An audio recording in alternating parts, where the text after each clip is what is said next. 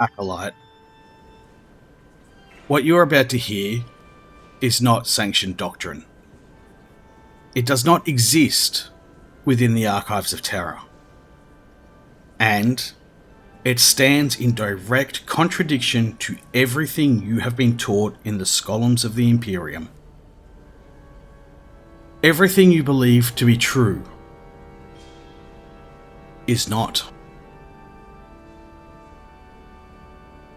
You will hear names that should not be spoken, and numbers that do not align with what you have been taught.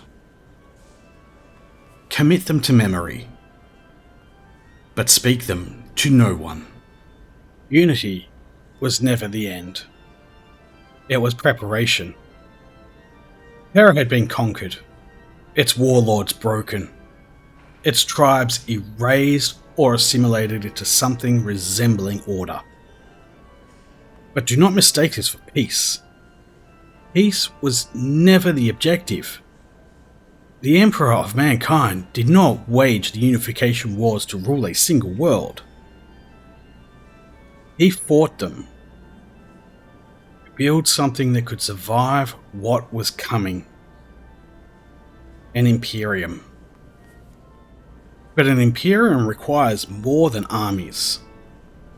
It requires command, control, continuity across distances so vast that even light itself would fail to bridge them. It requires generals who do not fail, leaders who do not fracture, beings who can impose order not just on worlds, but on history itself. Such beings could not be found, so they were made. They were the 20. Not 9, as you have been taught. 20. This is not a matter of interpretation. It is a matter of record. That this truth is not widely known is not an accident. There are names that have been struck from history. Entire legacies removed. The Ordo Hereticus, I am sure, would strongly advise against the discussion of such matters. Fortunately, this record is not intended for them. They were not sons. That is a simplification. A comforting lie. They were instruments. 20 beings forged through genecraft that blurred the boundary between science and something far older. Each one designed with purpose. Each one an answer to a question not yet asked. War, empire, faith, control, destruction. They were not identical. They were never meant to be.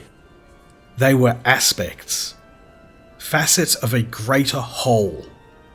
And through them, the Emperor intended to command the stars. Their names were recorded. All of them.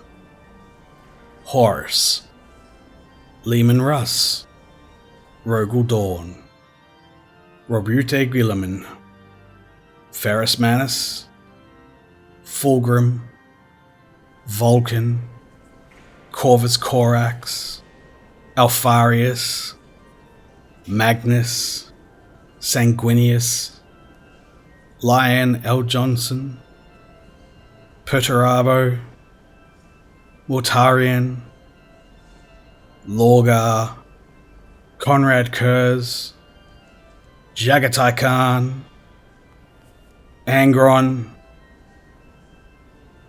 and 2 more.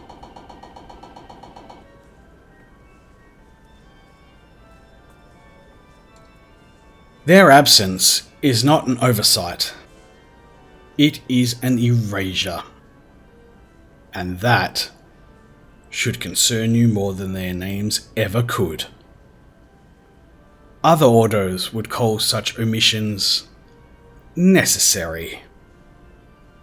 I prefer the word convenient. They did not remain on Terra.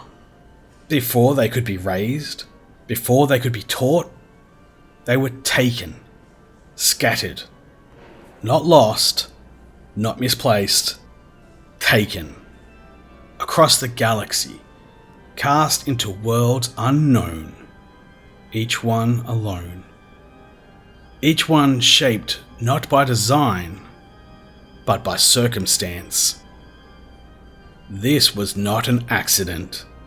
It was an act. One whose architect remains disputed, denied, deflected, but not forgotten. The Emperor's perfect generals were no longer his. They did not grow as intended. Each Primarch fell upon a different world. Each world, a different crucible. One fell upon a world of endless war, where strength alone determined worth. Another upon a realm of iron and industry, where bitterness was forged as readily as a steel. One was raised among scholars and tyrants of knowledge. Another in the depths of a poisoned wasteland, where survival itself was a victory. And one in the darkness beneath a dying sun.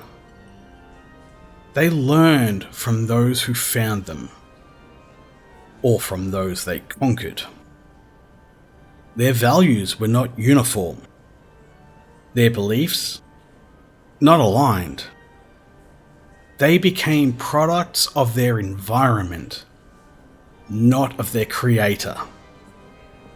And yet, they retained something deeper, a core, a design that could not be entirely erased.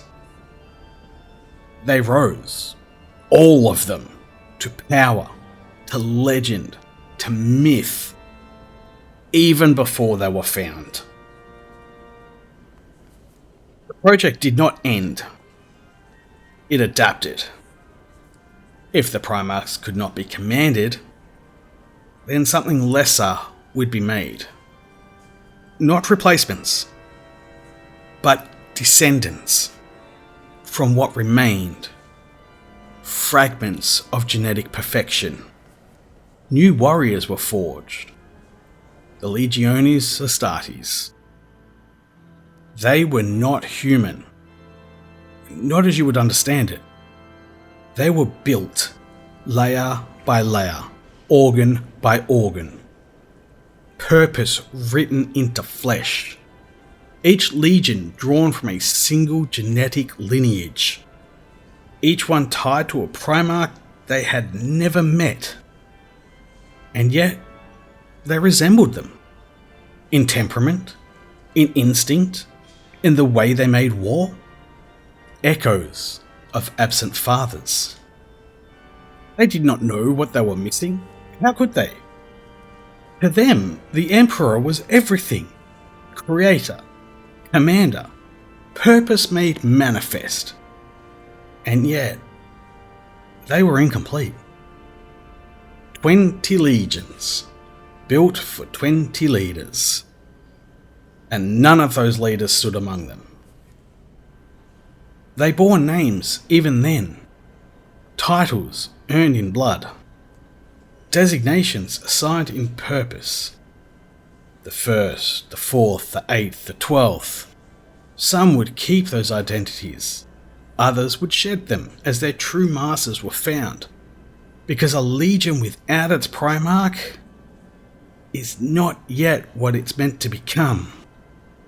So they fought as they were, some precise, some savage, some controlled, others barely contained, brilliance without balance, power without direction, and still they were unleashed. The Emperor, beloved by all, knew. He knew what had been taken. He knew what had been lost. And still, he moved forward. Because time was no longer a luxury. The galaxy was changing. The storms that had isolated humanity were beginning to weaken. The void was opening. Paths were forming where none had existed for millennia. And if humanity did not rise to meet that moment, something else would. So the Imperium would begin. Not when it was ready, but when it had no choice. The legions were not created for defense. They were created for expansion, for conquest, for reclamation. They were the answer to the question the Emperor had already decided to ask. What right does humanity have to the stars? And the answer was force. The Primarchs lived, scattered across the galaxy. Some would become tyrants, some would become heroes. Something far worse. All shaped by the world that raised them, not by the hand that made them.